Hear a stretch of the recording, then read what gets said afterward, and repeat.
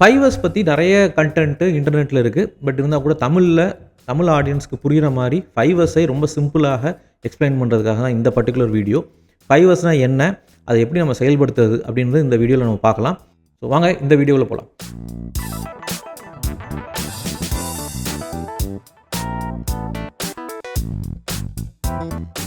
Hi there, நான் உங்களோட Anand, trusted lean manufacturing implementation partner. And இந்த சேனல் பேர் உற்பத்தி திறன். ஸோ நாங்கள் கைசன் கிளப்னு அப்படின்னு சொல்லிட்டு ஒரு இங்கிலீஷில் ஒரு சேனல் வச்சுருக்கிறோம். ஸோ அதுலேயுமே தமிழ் வீடியோஸும் போட்டுட்ருக்குறோம். பட் என்ன யோசனை, இந்த உற்பத்தி திறன்னு தமிழில் ஒரு தனியாக ஒரு சேனல் பண்ணால் தமிழ் ஆடியன்ஸுக்கு நம்ம இந்த பிளேலிஸ்ட்லாம் இன்னும் கொஞ்சம் ஈஸியாக கொடுக்க முடியும் அப்படின்றதுனால தான் இந்த சேனல். இன்றைக்கி நம்ம இந்த வீடியோவில் ஃபைவர்ஸை பற்றி இன்னும் கொஞ்சம் இன்டெப்த்தாக நம்ம பார்க்கலாம். ஸோ இந்த ஃபைவர்ஸ் அப்படின்னா என்னன்னு பார்த்தீங்கன்னா, நமது ஃபேக்ட்ரியில் இல்லை நம்ம வேலை செய்கிற இடத்தை எப்படி சுத்தமாகவும் ஆர்கனைஸ்டாகவும் தேடுதல் இல்லாமல் குழப்பங்கள் இல்லாமல் வேலை செய்கிறதுக்கு ஏற்ற மாதிரி நம்ம அரேஞ்ச் பண்ணி வச்சுக்கிறதுக்கு பேர் தான் அந்த ஃபைவர்ஸ் அப்படின்னு சொல்லுவோம். இது வந்து ஜப்பானில் அறிமுகப்படுத்தப்பட்டது. இது வந்து ஆனால் எல்லா கண்ட்ரிலையுமே நம்ம ஊர்லேயுமே அது இருக்கிறது தான். நம்ம வந்து புதுசாலாம் எதுவும் இல்லை. நம்ம ஊர்லேயுமே முன்னாடி சொல்லுவாங்க இல்லையா, கூழானாலும் குளித்து குடி, கந்தையானாலும் கசை கட்டு, இடத்த நீட்டாக வச்சுக்கணும், எடுத்த பொருளை எடுத்த இடத்துல வைக்கணும்லாம் சொல்லியிருக்காங்க இல்லையா நம்ம பேரண்ட்ஸ், எங்கள் அப்பாலாம் சொல்லுவாங்க. ஸோ அதே மாதிரி ஒரு ஊர்லேயும் சொல்லுவாங்க. ஜப்பானில் வந்து என்ன பண்ணாங்கன்னா, அதை ஒரு ஆர்கனைஸ்டாக ஒரு 5 ஸ்டெப்பாக பண்ணாங்க. ஸோ முதல் ஸ்டெப்பில் இதை பண்ணணும், 2வது ஸ்டெப்பில் இதை பண்ணணும், 3வது ஸ்டெப்பில் இதை பண்ணணும்னு ஒரு 5 ஸ்டெப்பு கிரியேட் பண்ணாங்க. அது பேர் தான் 5S அப்படின்னு இண்டஸ்ட்ரியில் அதை அடாப்ட் பண்ணிக்கிட்டாங்க. ஸோ இந்த 5Sங்கிறது எல்லா ஊர்லேயுமே இருக்குது, நம்ம ஊர்லேயும் இருக்குது. ஜாப்பனீஸ் வந்து அதை இன்னும் கொஞ்சம் அழகாக பேக்கேஜ் பண்ணி நீட்டாக ஒரு ப்ராடக்டாக பண்ணிட்டாங்க. ஸோ அதனால் இப்போ எல்லா கம்பெனிலும் நம்ம 5S அப்படின்ற பேரில் அதை சொல்லி கொடுத்துட்ருக்கோம். ஸோ இதில் முதல் எஸ் அப்படின்னு பார்த்தீங்கன்னா சார்ட் அப்படின்னு சொல்லுவாங்க. இந்த சார்ட் அப்படின்னா தேவையானது தேவையில்லாததை பிரிக்கிறது தான் சார்ட்டு. பிரித்தெடுத்தல் அப்படின்னு சொல்லலாம். தமிழில் நாங்கள் வந்து பிரித்தெடுத்தல் அப்படின்னு சொல்லுவோம். இந்த பிரித்தெடுத்தல் அப்படின்னா தேவையானது தேவையில்லாததை பிரிக்கிறது இல்லையா. என்னென்ன விஷயம் தேவையில்லை அப்படின்னு நீங்கள் பார்த்தீங்கன்னா, நம்ம வேலை செய்கிற இடத்துல வந்து நிறைய தேவையில்லாத விஷயங்கள் இருக்கும். அதாவது காலியாக போன ஆயில் கேன் இருக்கும். அப்புறம் வந்துட்டு நீங்கள் ஒரு ப்ராடக்ட் நீங்கள் பண்ணுறீங்கன்னா அந்த ப்ராடக்ட்டு ஒரு கவரில் வரும், இல்லைனா ஒரு கார்டன் பாக்ஸில் வரும். அதை நீங்கள் ரிமூவ் பண்ணி அதை இங்கே வைப்பீங்க. தேவையில்லாத ஓல்டு டூல்ஸ் இருக்கலாம், ஓல்டு உடஞ்சி போன போல்ட்டு நட்டு, இந்த மாதிரியான விஷயங்கள்லாம் நம்மளோட இடத்துல தேவையில்லாமல் நிறைய இருக்கும். அதை கிளியர் பண்ணுறது தான் இந்த முதல் ஸ்டெப்பு, அதாவது சார்ட்டிங் அப்படின்னா தேவையானது தேவையில்லாத பிரிக்கிறது. இதில் சில விஷயங்கள் தேவையில்லாத ப்ராடக்ட் இப்போ நம்ம யூஸ் பண்ண மாட்டோம், ஆனால் இதுக்கப்புறம் யூஸ் பண்ணாலும் பண்ணுவோம் அப்படின்னு இருக்கும். அதாவது அது என்னென்னா டவுட்டில் இருக்குது. அதை நம்ம தூக்கியும் போட முடியாது, தேவையில்லைன்னு சொல்ல முடியாது, தேவைன்னு சொல்ல முடியாது. அப்போ டவுட்டில் இருக்குதுன்னு அர்த்தம். அப்போது அதை வந்து நம்ம என்ன பண்ணலாம்னா, தனியாக ஒரு லிஸ்ட் எடுத்து அது டவுட்டாக இருக்கிறது அப்படின்னு சொல்லிட்டு அதுக்கு மேலே ஒரு ரெட் கலரில் ஒரு டேக் போட்டு மேனேஜ்மெண்ட் கிட்ட ஒரு லிஸ்ட்டு கொடுத்தோம்னா மேனேஜ்மெண்ட் அதை பார்த்துட்டு ஒரு முடிவு எடுப்பாங்க. இல்லைப்பா இதை வச்சுக்கோ அப்படின்வாங்க, இல்லைனா அது வேண்டாம் ஸ்க்ராப் பண்ணிடலான்னுவாங்க. ஸோ இந்த தேவையில்லாத விஷயத்தை நம்ம ஸ்க்ராப் பண்ணுறது, டவுட்டாக இருப்பதை ரெட் டேக் போட்டு தனியாக மூவ் பண்ணி வச்சுக்கிறது, இதுதான் வந்து ஃபஸ்ட் எஸ், அதாவது சார்ட்டிங் அப்படின்னு சொல்லுவோம். இந்த சார்ட்டிங் பண்ணதில் எண்டில் சார்ட்டிங்கோட எண்டில் என்ன கிடைக்கும் நமக்கு அப்படின்னா, தேவையான பொருட்கள் மட்டும்தான் நம்மளோட இடத்துல வச்சுப்போம் அப்படின்றது வரும். அப்போது அது வச்சாச்சு. ரெண்டாவது படிக்கட்டு அப்படின்னு பார்த்தீங்கன்னா செட் இன் ஆர்டர் அப்படின்னு சொல்லுவாங்க. 2S வந்து செட் இன் ஆர்டர் அப்படின்னா என்ன, வரிசைப்படுத்துதல், இல்லைன்னா பாங்காக அடுக்கி வைத்தல். அப்படின்னா நமக்கு தேவையான பொருட்கள் கையில் இருக்குது, அதை நான் எப்படி அரேஞ்ச் பண்ணால் நல்லாயிருக்கும், ரைட்? எந்த பொருளை எங்கே வைக்கணும், அடிக்கடி யூஸ் பண்ணுற பொருளை பக்கத்தில் வச்சுக்கணும், எடுக்கிற இடத்துல வச்சுக்கணும். அதாவது நம்மளோட கை பார்த்திங்கன்னா இந்த கோல்டன் ஜோன்னு சொல்லுவாங்க. இவ்வளோ தூரம் தான் நம்மளோட கை மூவ்மெண்ட்டு. ஸோ அதுக்கு மேலே நம்ம வச்சோம்னா வெட்டிக்கிட்டு எடுக்கிற மாதிரி இருக்கும். கீழே வச்சோம்னா கீழே வச்சோம்னா நம்ம என்ன பண்ணணும், பெண்டு பண்ணி எடுக்க வேண்டியிருக்கும், ரைட்? அடிக்கடி யூஸ் பண்ணுற பொருள் நீங்கள் மேல் ஷெல்ஃபில் வைக்க மாட்டாங்க, ஏன்னா ஒரு டைம் நான் கிளைம் பண்ணி எடுக்கணும். ஸோ இதெல்லாம் தான் சில நடைமுறைகள். என்னென்னா தேவையான பொருட்களை, அடிக்கடி யூஸ் பண்ணுற பொருளை கைக்கு எடுக்கிற இடத்துல வைக்கிறது, கொஞ்சம் எப்போயாவது யூஸ் பண்ணுற பொருளை கொஞ்சம் தள்ளி கூட நீங்கள் வச்சுக்கலாம். அதே மாதிரி ஒரு பொருளையும் நீங்கள் எப்படி ஆர்கனைஸ்டாக வைக்கலாம், ரைட்? இப்போ நீங்கள் வந்து ஒரு நட்டு போல்ட்டு அப்படின்னா அதெல்லாம் நீங்கள் தனியாக பின்னில் வச்சுக்கலாம். டூல்ஸ் அப்படின்னா நீங்கள் டூல்ஸுக்கு தனியாக ஒரு ரேக் வச்சுக்கலாம். உங்களோட ரா மெட்டீரியல் வைக்கிறதுக்கு ஒரு இடம், ரைட்? உங்களோட WIP மெட்டீரியல் நீங்கள் ப்ராடக்ட் பண்ணிவிட்டு அடுத்த ப்ராசஸ்க்கு போகிறதுக்கு முன்னாடி ஸ்டோரேஜில் இருக்கும் இல்லையா, 2 மிஷினுக்கு நடுவில், அதை வந்து WIPன்னு சொல்லுவோம். அந்த இடத்துக்கு தனியாக நீங்கள் ஒரு இடம் கொடுக்கலாம்.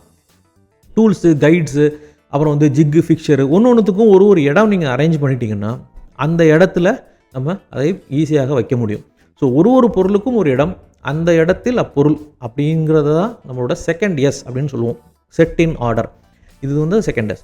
3வது பார்த்திங்கன்னா, இதெல்லாம் நான் வச்சுட்டேன், அதுக்கப்புறம் என்ன ஆகும் அப்படின்னு பார்த்திங்கன்னா தூசி ஆகும், ரைட்? அப்புறம் வந்து இந்த தூசியை கிளியர் பண்ணுறது, டெய்லி நான் க்ளீன் பண்ணாமல் விட்டேன்னு என்ன ஆகும், தூசி அடையும்.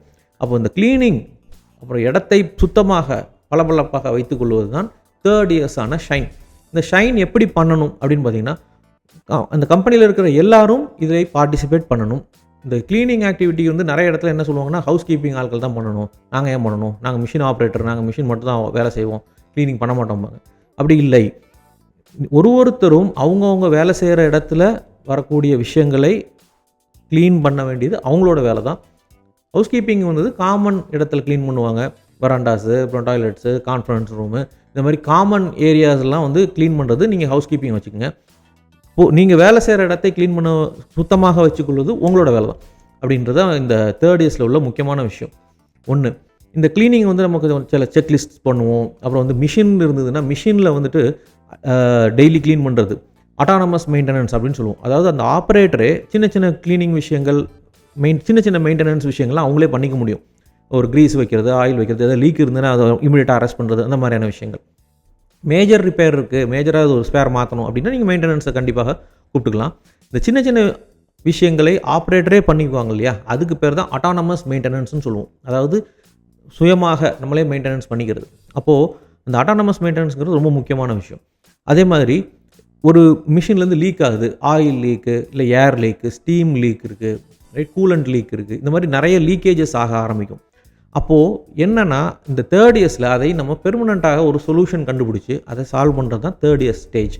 இது நம்ம கண்டுபிடிக்காமல் இல்லைனா கண்டுபிடிச்சும் அதை நான் டெம்பரரியாக பண்ணிகிட்டே இருந்தேன்னா ஒரு நாள் என்ன ஆகும், மிஷினு பிரேக் டவுனுக்கு போயிடும். அப்போ நம்ம பிரேக் டவுன் ஆகாமல் மிஷினை தடுக்கணும்னா அதுக்கு அந்த ப்ராப்ளத்தோட ரூட் காஸை கண்டுபிடிச்சி அதை சால்வ் பண்ணணும். அது நம்ம அட்டானமஸ் மெயின்டெனன்ஸ்லையும் பண்ணலாம். ஆப்ரேட்டரே வந்து இதை பார்த்துட்டு மெயின்டெனன்ஸை கூப்பிட்டு இன்வால்வ் பண்ணி அதை சால்வ் பண்ண வைக்கலாம். சரிங்களா? ஸோ டெய்லி நம்ம அந்த மிஷினை க்ளீன் பண்ணுறதுனால நமக்கு ஈஸியாக ஸ்பாட் பண்ண முடியும். இந்த அப்நார்மாலிட்டின்னு சொல்லுவோம், ஏதாவது வைப்ரேஷன் ஆகுது, லீக் ஆகுது, அப்புறம் வந்துட்டு ஒரு நாய்ஸ் வருது அப்படின்னா நம்மளால் அதை ஈஸியாக சால்வ் பண்ண முடியும். அது வந்து தேர்ட் இயர்ஸில் பண்ணுறோம். இந்த ஃபோர்த் இயர்ஸில் என்னென்னா அப்படின்னா ஸ்டாண்டர்டைசேஷன் அப்படின்னா இந்த முதல் 3 விஷயங்களும் நான் என்னோடய இடத்துல நான் பண்ணிக்குவேன் இல்லையா, தேவையில்லாத எடுத்துடுவேன், தேவையான பொருட்களை அரேஞ்ச் பண்ணி வச்சுக்குவேன், டெய்லி க்ளீன் பண்ணிக்குவேன். இப்போ நான் வந்து திடீர்னு அடுத்த டிபார்ட்மெண்ட் போகிறேன், இல்லைனா நான் ஒரு வாரம் லீவு, இன்னொருத்தர் இந்த இடத்துல வேலை செய்கிறார் அப்படின்னா அவருக்கு இந்த விஷயம் தெரியாது. அப்போது இந்த விஷயத்தை அவரும் இதே போல் ஸ்டாண்டர்டைஸ்டாக பண்ணணுன்னா நான் என்னென்ன பண்ணணும், நான் என்ன பண்ணியிருக்கலாம், என்னோடய பொருட்களுக்கு நான் ஒரு கலர் கோடிங் கொடுத்துருக்கலாம், ஒரு பார்டர் கொடுத்துருக்கலாம், எல்லோ லைன்ஸு, அப்புறம் வந்து டூல் எங்கே வைக்கணும், ஒரு டூலுக்கு ஒரு ஷேடோ போர்டு இருக்கலாம், இல்லைன்னா விஷுவலாக நம்பரிங் சிஸ்டமோ ஒரு லேபிள் சிஸ்டமோ கொண்டு வந்திருக்கலாம். இப்படிலாம் பண்ணியிருந்தால் மற்றவங்களுக்கு அந்த வேலை பண்ணுறதுக்கு ஈஸியாக இருக்கும். நீங்கள் ஒரு சூப்பர் மார்க்கெட் போனீங்கன்னா எந்த பொருட்களுமே நீட்டாக அரேஞ்ச் பண்ணி வச்சுருக்காங்க. ஒரு ரோஸுக்கும் பார்த்திங்கன்னா ஒரு ஐடென்டிஃபிகேஷன் மார்க் போட்டிருக்காங்க இல்லையா, சைன் போர்ட்ஸ் இருக்குது, எந்த ஷெல்ஃபில் எந்த மெட்டீரியல் இருக்குங்கிறது அங்கே இருக்கிறவங்களுக்கு தெரியும். ரைட்? அப்போது இதே போல் ரைட் நம்மளுடைய வேலை செய்கிற இடத்துலையும் நம்ம கலர் கோடிங்கோ, நம்பரிங் சிஸ்டமோ, லேபிளிங்கோ இதெல்லாம் பண்ணால் நமக்கும் ஈஸியாக எடுத்த பொருளை எடுத்த இடத்துல வைக்குவதற்கு ஈஸியாக இருக்கும். அது பேர் தான் ஸ்டாண்டர்டைசேஷன். ஸ்டாண்டர்டைசேஷனுங்கிறது ரொம்ப ரொம்ப முக்கியமான ஒரு விஷயம். நீங்கள் நிறைய சூப்பர் மார்க்கெட்ஸ்லாம் இருக்கும், அதெல்லாம் பார்த்தீங்கன்னா சேம் கலர் கோடிங் தான் போட்டிருப்பாங்க.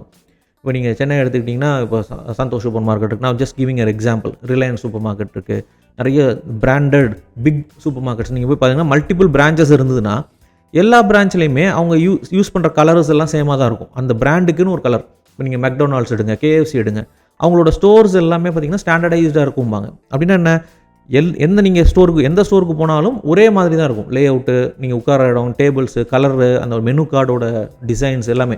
ஏன்னா மக்களுக்கு அது ஈஸி டு ஃபாலோ. ரைட்? அதே போல் நம்மளோட பணியிடத்தையும் நம்ம ஸ்டாண்டர்டைஸ்டாக வச்சுக்கிட்டோம்னா தப்பு வராது. தப்பு வந்தாலும் ஈஸியாக கண்டுபிடிக்க முடியும், ஏதோ ஒன்று மாறி இருக்கு பாருங்க அப்படின்னா. அப்போது ஈஸியாக நம்மளால் மேனேஜ் பண்ண முடியும். அதுதான் அந்த ஸ்டாண்டர்டைசேஷன் அப்படின்ற விஷயம். இதுக்கப்புறம் பார்த்திங்கன்னா 5வது இயர்ஸ் சஸ்டைன். இந்த 4 விஷயத்தையும் நம்ம தொடர்ந்து எப்படி பண்ண போகிறோம், எப்படி இதை ஒரு கல்ச்சராக கொண்டு வர போகிறோம் கம்பெனியில் அப்படின்னு பார்த்தீங்கன்னா அதுதான் சஸ்டைன்னு சொல்லுவாங்க. நீங்கள் வந்து ஒரு ரிவார்ட் அண்ட் ரெக்கக்னிஷன் பிளான் பண்ணலாம். வாரம் இல்லைனா 2 வீக்ஸ் ஒன்ஸ் ஒரு ஆடிட் பண்ணி அதோட ஸ்கோர் போட்டு அந்த எந்த ஜோன் நல்லா பண்ணியிருக்காங்களோ அவங்களுக்கு ஒரு ரிவார்டு கொடுக்கலாம். அதுக்கு மாதிரி பார்த்திங்கன்னா ஒரு மேனேஜ்மெண்ட்டோட டாப் மேனேஜ்மெண்ட்டோட இன்வால்வ்மெண்ட்டும் ரொம்ப முக்கியம். இதில் senior level people should follow this. அவங்களும் உள்ளே போகும்போது இந்த 5 இயர்ஸுக்குள்ள முக்கியத்துவத்தை அவங்களும் செஞ்சு அவங்களும் கடைபிடித்து அவங்களும் ஒரு எடுத்துக்காட்டாக இருந்தாங்கன்னா இந்த 5 இயர்ஸ் வந்து எல்லாரும் பண்ணுவாங்க. இதில் ரொம்ப கஷ்டமான விஷயம் என்னென்னா 5 இயர்ஸ் ரொம்ப டெக்னிக்கல் விஷயமே கிடையாது. ஆனால் இம்ப்ளிமெண்ட் பண்ணுறது, அதாவது சஸ்டெயின் பண்ணுறது ரொம்ப கஷ்டம். ஏன், அப்படின்னு பார்த்தீங்கன்னா இது ஒரு கல்ச்சரான விஷயம். கலாச்சாரம், நம்ம கம்பெனியோட கல்ச்சர்னு சொல்லுவாங்களா, அந்த மாதிரி கல்ச்சர் சம்மந்தமான விஷயம். இது ஒரே நாளில் நான் ஜஸ்ட் பேசிக்காக க்ளீன் பண்ணி விட்டுட்டு நான் 5 hours பண்ணிட்டோம் அப்படின்னு சொல்ல முடியாது. இதை தொடர்ந்து நான் பண்ணுறேன்னா, தொடர்ந்து நம்ம டீமில் உள்ள எல்லாரும் ஃபாலோ பண்ணுறாங்களா, ஒரு ஆள் நம்ம வேலையை விட்டு போயிட்டார், புதுசாக ஒருத்தர் வந்திருக்காரு அப்படின்னா அவரும் அதை ஃபாலோ பண்ணுறாரா, அவருக்கு ட்ரைனிங் கொடுக்கப்படுகிறதா, இந்த மாதிரி நிறைய விஷயங்கள் இருக்குது. இதெல்லாம் நம்ம செஞ்சிட்டோம்னா 5 hours என்ன ஆயிரும்னா ஒரு கலாச்சாரமாக ஆயிரும், கம்பெனியோட கல்ச்சர் ஆயிரும். ஸோ இதுதான் இந்த 5 ஸ்டெப்பு. இந்த 5 ஸ்டெப்பும் பார்த்தீங்கன்னா ரொம்ப ரொம்ப ஈஸி. நிறைய வீடியோஸ் இருக்குது, நீங்கள் ஆன்லைனில் போய் பார்க்கலாம், நிறைய கண்டென்ட் இருக்குது. ஸோ பட் இந்த 5 hours செயல்படுத்துறது ரொம்ப கஷ்டம். ஏன், நான் அப்போயே சொன்ன மாதிரி டாப் மேனேஜ்மெண்ட்டோட கமிட்மெண்ட் ரொம்ப ரொம்ப முக்கியமானது. ஸோ இந்த வீடியோவில் நீங்கள் இந்த 5 hours பற்றி கற்றுக்கிட்டீங்க. இதுக்கு அடுத்த வீடியோவில் நான் என்ன பண்ண போகிறேன்னா, இந்த 5 hours நீங்கள் எப்படி செயல்படுத்தலாம், இந்த செயல்படுத்துறதுக்குன்னு ஒரு மெத்தடாலஜி இருக்குது. அதை நான் வந்து உங்களுக்கு ஈஸியாக புரியுற மாதிரி சொல்கிறேன்.